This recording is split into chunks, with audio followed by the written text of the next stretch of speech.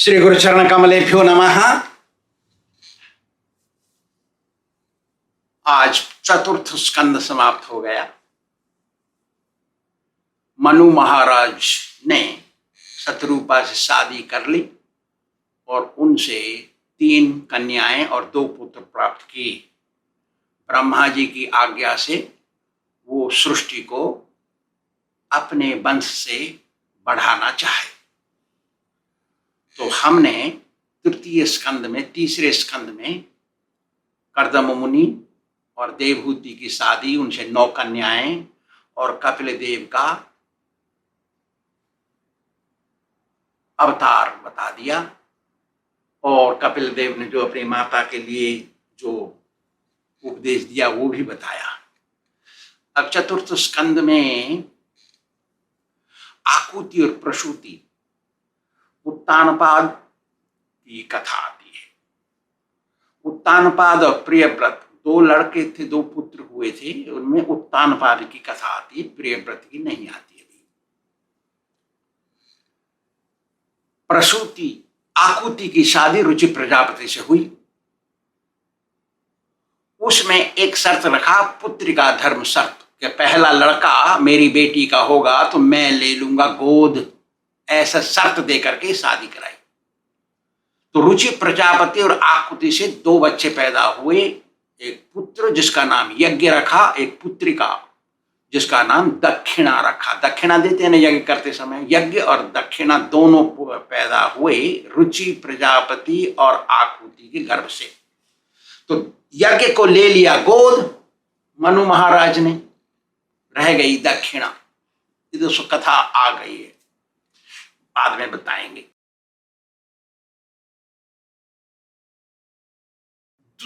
तो तीसरी पुत्री थी प्रसूति, उसकी शादी हुई दक्ष प्रजापति से। दक्ष प्रजापति ने इस सृष्टि में बहुत बच्चे बनाए और लगभग भरा, उन्हीं के कारण अधिक हुए। लेकिन दक्ष प्रजापति कर्मकांड में लगे रहते थे।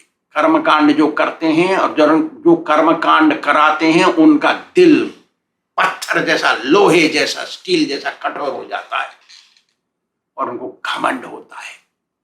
मैं हूं बड़ा याज्ञिक पंडित, मैं हूं बहुत बड़ा यज्ञ कराने वाला यजमान, ऐसा घमंड होता है उनमें। तो दक्ष प्रजापति यज्ञ करने में मस्त थे, इसलिए उनको बहुत घमंड था। तो उन्होंने शंकर जी का अपराध कर दिया। शंकर जी को बहुत बुरा भला कहा सभा में। शंकर जी दक्ष प्रजापति के जमाई लगते थे, क्योंकि दक्ष प्रजापति की छोटी लड़की सती शिव जी को ब्याही थी। तो वो अपने को बड़े समझते थे और फिर घमंड था, मैं हूं। शंकर जी तो भगवान के भगत हैं, मस्त हैं। वो तो 3 देवताओं सबसे बड़े हैं। दक्ष को भी मालूम है कि वो सबसे बड़े।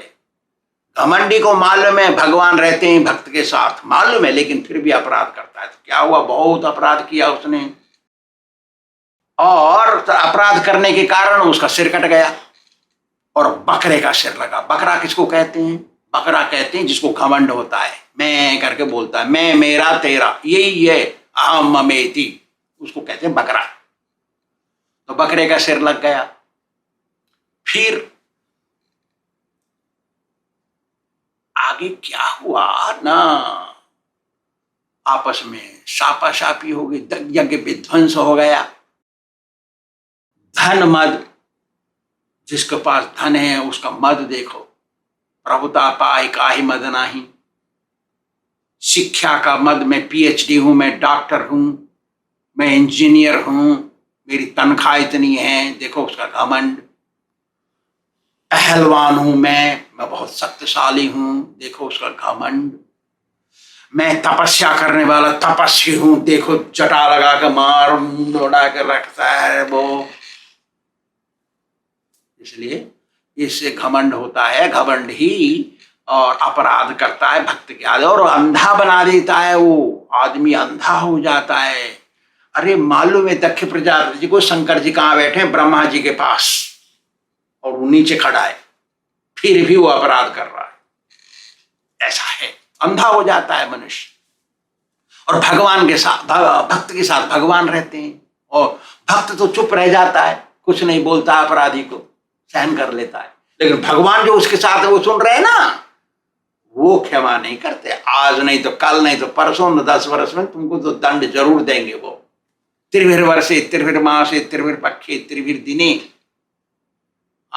3 दिन में या 3 पक्ष में या 3 महीने में या 3 वर्ष में दंड तो मिलेगा भगत के अपराधी को। ये तो इसमें मजाक नहीं है ये। और जो भक्त के साथ मजाक करता है उसके दांत टूट जाते हैं। पूषा देवता के दांत टूट गए, क्योंकि वो मजाक कर रहा था, हंस रहा था। जब दक्ष प्रजापति उनको अपमानित कर रहा था शंकर जी को, तब भक्त के साथ मजाक भी नहीं कर सकते, भक्त को किसी प्रकार से सता नहीं सकते। भक्त को सताने से जरूर दंड मिलेगा। अरे जहां भक्त की निंदा होती है वहां अशांति रहती है, अशांति जरूर आएगी दिल के अंदर जिसने भक्त की निंदा की। अच्छा, भक्त की निंदा यदि सत्य भी है तो भी नहीं बोलना चाहिए, क्योंकि वो निंदा हो जाएगी। झूठी निंदा तो करना ही नहीं चाहिए, लेकिन सच्ची निंदा, अरे तेरे भगत तो बहुत खाता है ऐसा भी बोल देंगे, वो खा रहा है बहुत, लेकिन बोलेंगे तो अपराध लगेगा, क्योंकि खा रहा है, सच्ची बात है, फिर भी नहीं बोल सकते। सत्य निंदा भी नहीं करनी चाहिए, घुमा फिरा के भी भगत की निंदा नहीं करनी चाहिए। 1994-96 की बातें हैं, बॉम्बे में मेरे एक भगत इंजीनियर आकर के बैठ गए मेरे सामने। शाम का समय 4-5 बज रहे होंगे, 6 बज रहे होंगे। उसका ऑफिस बंद हुआ तो आया, वो बैठ गया मेरे सामने। किस तरीके से माइंड में था उसके पास में, तो 4-6 दिन हो गए बॉम्बे में, अभी मैं अपने भगत के घर में था, तो बैठ गया मेरे सामने, बैठ के बोल रहा है, स्वामी जी, गुरुजी, आपके गुरुजी से मेरे गुरुजी अच्छे हैं, श्रेष्ठ हैं। हम सोचे क्या बोल रहा है तू, ना आपके गुरु से मेरा गुरु अच्छा है। सोचे, फिर तो पूछे, भाई बता तू कैसे सोच रहा है ऐसा, ना आपके गुरु बंगाली हैं और मेरे गुरु ब्रजवासी हैं। क्या झूठ बोला वो, मेरे गुरु तो बंगाली हैं, उसके गुरु ब्रजवासी हैं, हम उसके गुरु थे। क्या झूठ बोला उसने, लेकिन मेरे गुरुजी की निंदा हो गई घूम के। मेरे गुरुजी मेरे से छोटे हैं, मेरे गुरुजी मेरे से छोटे हैं, ऐसे कह रहा है ये। तो उस दिन से आज तक मैं नहीं गया उनके घर। मेरे को कम से कम 50-20-30 लाख रुपया का नुकसान हो गया, क्योंकि वो मुझे मोटी दक्षिणा देती जब जाता हूं, वहां मंदिर चलता है जिससे। तो देखिए, घुमा फिरा के भी निंदा नहीं करनी चाहिए। एक बार है अमेरिका में, मेरा शिष्य स्वयं सेक्रेटरी, अमेरिकन गोरा आदमी, मेरे को इतना प्यार करता है। वो एक दिन बोला, स्वामी जी आपके गुरुजी ने तो आपको कुछ नहीं सिखाया, आप सिखाए आए थे उनके पास। ऐसा मत बोले रे, मेरे गुरुजी ने सब कुछ सिखाया है, जो ज्ञान मेरे पास है सब गुरुजी का है। नहीं, आप तो यू केम लर्नेड, आप तो विद्वान थे उनके पास आने से पहले। बात भी सही बोल रहा है वो। मैं तो गुरुजी के पास आया 30,000 श्लोक लेकर के, बात भी सही है। गुरुजी ने तो आते ही मेरे को तो 6 महीने में प्रचार करने भेज दे, लाओ पैसा कमा के लाओ, मंदिर बनेगा। मेरे गुरुजी ने भय भगा दिया वृंदावन से, जाओ पैसा लेके आओ, मेरे को पैसे की जरूरत है। आज तो पैसा देते हैं तो भी शिष्य उल्टा सोचता है। ये कलयुग ऐसा आ गया। तो क्या है, मैंने उसको कहा, उस देश में, मैं अमेरिका में विदेशी हूं यहां, मैंने उसको कहा तेरे गले पे पैर रख के तेरी जीभ खींच लूंगा, बात मत कर, आगे बात करेगा तू पिटेगा। और मेरे से तगड़ा है वो, जवान है वो, मेरे को गला पकड़ ले तो हम छूटेंगे नहीं, क्योंकि मांस खा के आया है वो। जो मांस खाते हैं ना उनके पास ताकत होती है। हम तो शुद्ध शाकाहारी ब्राह्मण घर में जन्म लिए, लेकिन गुरु का घुमा फिरा करके भी या सच्चा भी निंदा नहीं करना चाहिए, नहीं सुनना चाहिए। गुरु कर निंदा सुनहि जे काना, होई पाप गौ घात सम। सुनने से यदि गाय काटने का पर पाप मिले तो कहने से कितना मिलेगा। मेरे गुरु जी बड़े गुस्सेबाज हैं, एक बोल दिया, हम सुने उसको, क्या ये निंदा नहीं? गुस्सेबाज तो है, क्योंकि नहीं सहेंगे गलती शिष्य की, क्योंकि मेरी जिम्मेदारी है उसको बैकुंठ लेना। वो गलती कर रहा है तो बैकुंठ नहीं जा सकता वो, तो हम सहन नहीं करते, हम बोलते हैं, बकते हैं।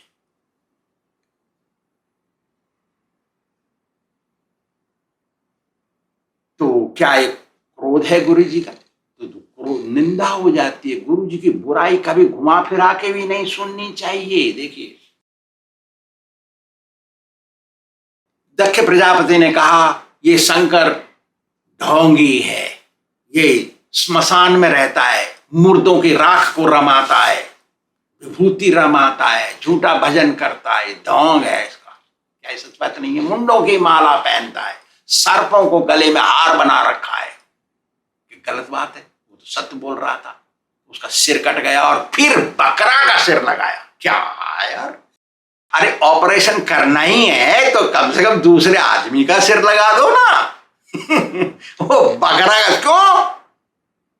अपराधी को क्षमा नहीं है शास्त्रों में। वैष्णव का, भगत का अपराध करने वाले को कभी शास्त्र में क्षमा नहीं है।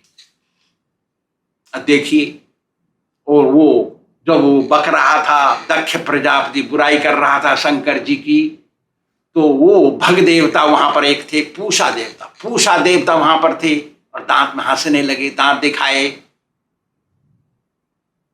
तो उसके दांत टूट गए, तोड़ दिए। पूषा देवता को आंखें दिखा हंस मटका रहा था आंखें शंकर जी की तरफ, और सुन ले, और सुन ले, देख ले, मजा ले ले। तो उसकी आंखें फूट गई, निकाल दी उसकी आंखें। भृगु मुनि भगवान ब्रह्मा जी के पुत्र, वो मुंह से देखो मेरा शिष्य कितना अच्छा है, कितने ताकत है उसके अंदर, बोल रहा है वो मैं छोटा आदमी नहीं हूं, देख ऐसे दिखा रहा था मैं छोटा आदमी नहीं हूं। ऐसा भी नहीं बोलना चाहिए। उसकी दाढ़ी मूंछें उखड़ गई। देखिए, और घुमा फिरा के भी अपराध नहीं करना चाहिए वैष्णव का। शंकर जी वैष्णव है, परम वैष्णव, वैष्णवा नाम यथा शंभु, सबसे बड़े वैष्णव हैं शंकर जी। भगवान नहीं है, वैष्णव है वो। सुनिए, दक्ष प्रजापति ने बिना बताए शंकर जी को यज्ञ शुरू कर दिया, उनके लिए जगह नहीं छोड़ी। जब यज्ञ होता है तो ब्रह्मा विष्णु सब शिव तीनों को बुलाया जाता है यज्ञ में, तो शंकर जी को बुलाया नहीं, उनका आसन खाली रख दिया, उसको जगह ही नहीं दी, आसन ही नहीं बिछाया उसके लिए, उनको निमंत्रण भी नहीं भेजा। अपना जमाई है वो, अपनी लड़की ब्याही है शंकर जी को, सती दक्ष की लड़की है उसकी। ऐसा करने से उसके यज्ञ में विध्वंस हो गया, अशांति वातावरण हो गई। अपनी बेटी सती आत्मदाह कर ली वहां पे, योगाग्नि से मरी वो।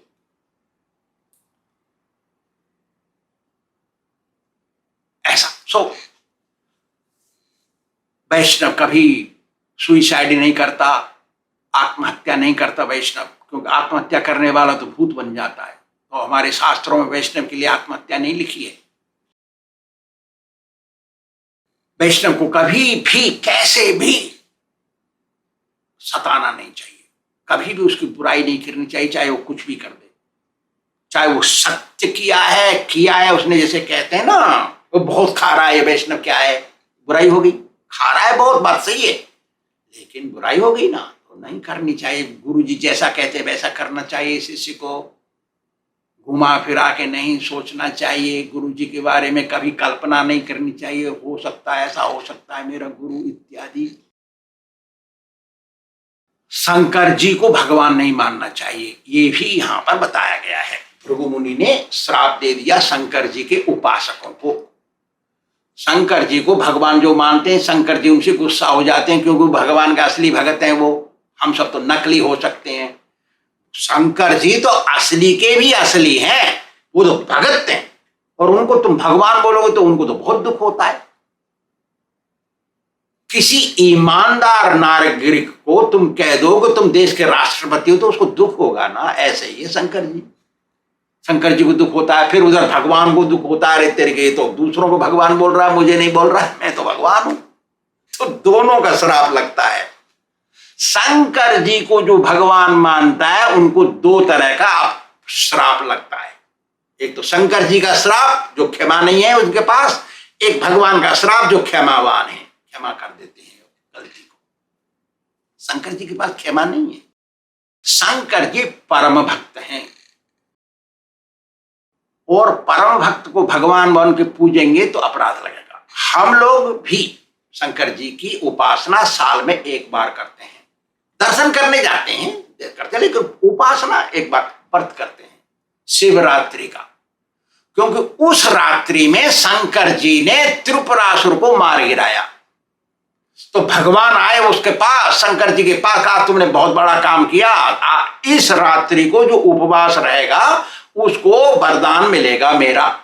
तो भगवान का वरदान मिलता है हमको जब हम शंकर जी के दिन में शिवरात्रि में उपवास करते हैं। लेकिन शंकर जी को पूजते हैं हम वैष्णव की तरह, कहते हैं परम वैष्णव आपके मार्ग में कोई कठिनाई नहीं है, कोई विघ्न नहीं है, हमारे मार्ग में बहुत विघ्न है।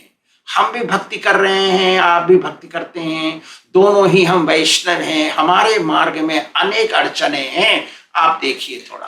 बस मानते नहीं कि हमारे अड़चन निकाल दो, नहीं भैया, जय जय श्री राधे नमस्ते। हम कहते हैं देखिए, तो तमाशा तो देखिए कि आपकी अड़चन नहीं है, मेरे में अड़चन है, तो फिर सोचिए क्या करना, उनका काम है वो।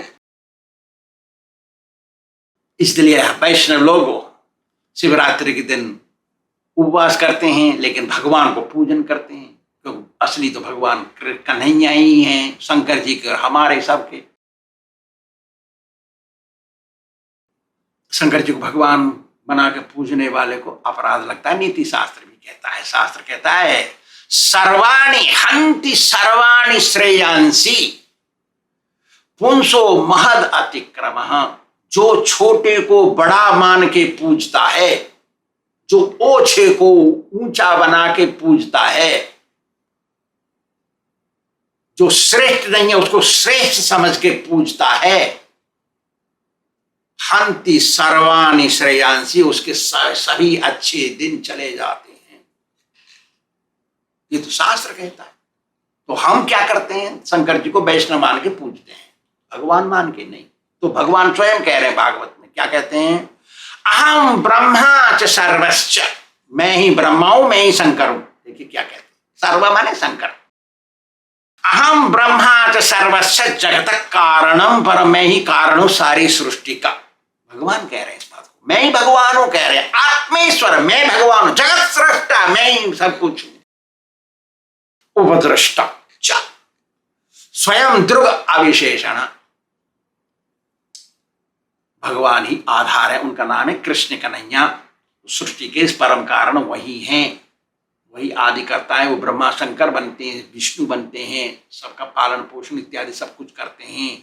वही परमात्मा अंतर्यामी है, सबके अंदर साक्षी बन के रहते हैं, वही सुप्रीम कंट्रोल परमेश्वर वही हैं, और कोई नहीं है उनके बराबर। वो असमूर्ध हैं, मत्था परतरम नान्यत किंचिद अस्ति धनंजय। वो भगवान असमूर्ध हैं, उनके बराबर और उनके समान कोई नहीं है, उनके आगे कोई नहीं है, वो सबसे बड़े हैं। वही परम सत्य हैं श्री कृष्ण, ईश्वर परमा कृष्ण सच्चिदानंद। ब्रह्मा जी स्वयं कहते हैं इस बात को, भगवान कृष्ण ही ईश्वरों के ईश्वर हैं, वही परमेश्वर, वही महेश्वर है, वही सब कुछ है, सब कारण के कारण वही है। तपस्या करने से आत्मशुद्धि होती है, लेकिन भजन करना शुरू कर दिया और बीच में छोड़ दिया तो आत्मशुद्धि नहीं आएगी। जब तक कोई गुरु नहीं बनाएगा तब तक तपस्या करने का परिणाम नहीं मिलेगा। ये 4 अध्याय का सारांश है। ध्रुव महाराज ने नारद मुनि को गुरु बनाया, तभी तपस्या से भगवान मिले उनको। तो तपस्या करना चाहिए, तपस्या करने से ही भगवान प्रसन्न होते हैं। तपस्या भजन करना है, तो भजन किया और थोड़ा सा रोक दिया तो भगवान नहीं आते उसके पास। चौथा स्कंद कहता है किसी भी उम्र का हो तपस्या जरूर करनी चाहिए। तपस्या का मतलब जप।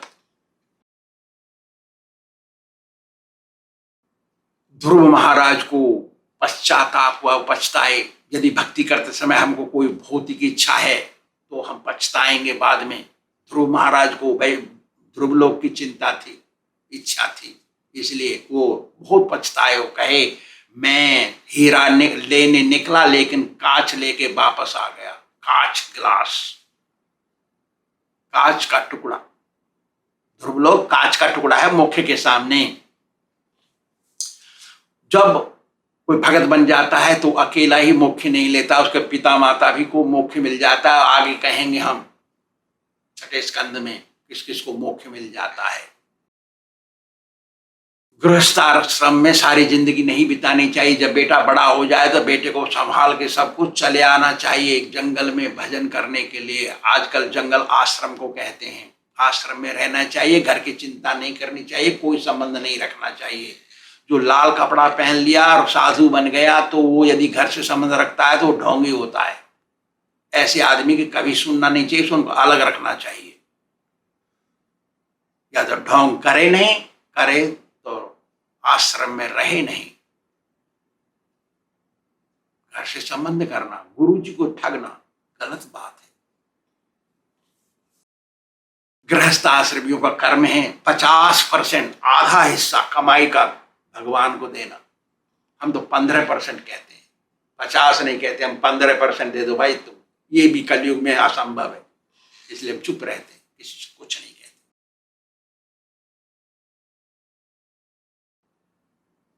कभी कभी धार्मिक गृहस्थ के घर में बुरा पुत्र भी उत्पन्न हो जाता, अधार्मिक राक्षस प्रवृत्ति का। उसे डिस्टर्ब नहीं होना चाहिए, घर छोड़ करके जाना चाहिए। जैसे बेन चले गए और अंग महाराज चले गए बेन को देख करके। बेन एक दुष्ट पुत्र था, अंग महाराज धर्मात्मा थे, चले गए, भजन किए, मोक्ष प्राप्ति कर लिए। ऐसा कुछ हो जाता है तो भी चिंता मत करो। कर्मकांड कभी नहीं करना चाहिए। कर्मकांड करने से दिल कठोर हो जाता है, भगवान वहां से भाग जाते हैं। कठोर दिल में भगवान के लिए जगह नहीं होती। कठोर दिल कभी समझ नहीं सकता भक्ति क्या वस्तु है, भगवान कौन है। कर्मकांडी को नहीं पता तो घमंड के मारे मरा जाता है। जो कर्मकांड कराता है उसको भी पाप लगता है, कर्मकांड करने वाले को तो पाप लगता ही है। वैष्णव यज्ञ कराता है वो वैष्णव यज्ञ होता है भगवान के लिए। कर्मकांड होता है अपने लिए, अपने परिवार के लिए, अपने पाप नष्ट करने के लिए। कर्मकांडी कभी नहीं कहेगा पाप मत करो, तुम्हारा पाप सब समाप्त हो गया, इसलिए उसको कर्मकांड कहते हैं। भक्ति में कहते हैं भैया पाप तेरा खत्म हो गया, तू पाप मत कर, अब तू भक्ति कर, इसलिए इसको भक्ति कहते हैं, इसको आध्यात्मिक कहते हैं। प्राचीन बरही उनका राजा का नाम था, ऐसा था वो राजा। कर्मकांड करने के कारण उसका दिल कठोर हो गया, भगवान समझ में नहीं आया उसको। तब वो नारद मुनि आए।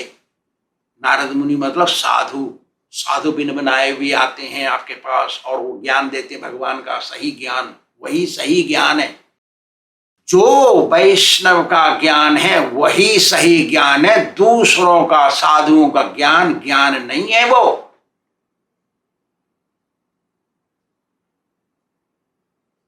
कथावाचकों का ज्ञान तो ज्ञान, उनको स्वयं को ज्ञान नहीं है, बोलने वाले को, सुनने वाले को क्या होगा। सुनिए तो क्या होता है वहां पर। नारद मुनि सोचे अरे हम लोग अपनी जान को हाथ हथेली में लेके घूमते हैं प्रचार करने के लिए। भारत से बाहर मैं भारतीयों को प्रचार नहीं करता, क्योंकि भारत से बाहर भारतीय तो यहाँ मांस खाने के लिए आए, आनंद भोगने के लिए, सुख भोगने, रुपया कमाने के लिए। वो भक्ति भक्ति नहीं है उनके दिल में। तो हम जाते हैं ईसाइयों के घर में, मुसलमानों के घर में, जो कभी नहीं सुने कृष्ण के बारे में, ऐसे दुष्टों के पास जाते हैं। यदि आपके घर में कोई ईसाई पादरी आ गया तो आप क्या कहेंगे उसको? उसकी बात सुनेंगे? कहेगा वो ईसा मसीह भगवान है, फिर क्या कहेंगे आप? आपको तो पता है कृष्ण भगवान है। ऐसे हमारी स्थिति है वहां।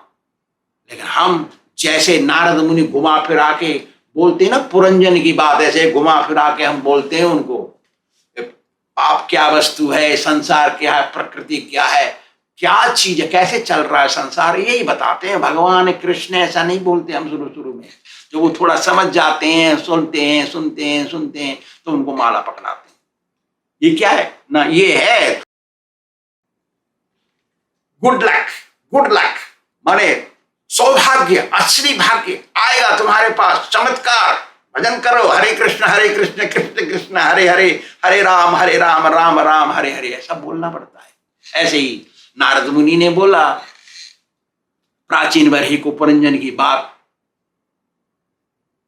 कभी भी परिवार में नहीं फंस जाना चाहिए, और परिवार में फंसे रह करके वहीं नहीं मर जाना चाहिए। जो भाग्यवान होते हैं परिवार में, जब लड़का बड़ा हो जाता है छोड़ के जाते हैं, भजन करते हैं, घर से त्याग ले लेते हैं, घर में रहते हैं तो भी त्यागी बन के रहते हैं, और पत्नी से बच्चों से कोई विशेष मतलब नहीं है, दे दे भैया चाबी ले ले, तू संभाल, कागजात तो अपने ही नाम में मरते दम तक रहना है, नहीं तो वो तो सेवा भी नहीं करेंगे फिर बच्चे। कर्मकांड में नहीं खो जाना चाहिए, यही चतुर्थ स्कंद का सारांश है। गुरु के बिना गति नहीं है। गुरु तो शुद्ध भगत ही हो सकता है, और वैष्णव ही गुरु है। ऐसे तिलक लगाने वाले वैष्णव नहीं कहते, उनको जो इनका तिलक नहीं है और उल्टा सीधा तिलक लगाते हैं, वैष्णव नहीं है वो। वैष्णव तो भगवान का भजन करते हैं, वही भगत हैं, उनको ही भगत कहते हैं। भगत को वैष्णव कहते हैं संस्कृत में। भगत के साथ भगवान रहते हैं, इसलिए उनकी शरण में जो रहते हैं उनको मोक्ष अवश्य मिलता है। यही चतुर्थ स्कंद का सारांश है। धन्यवाद। राधा गोविंद भगवान की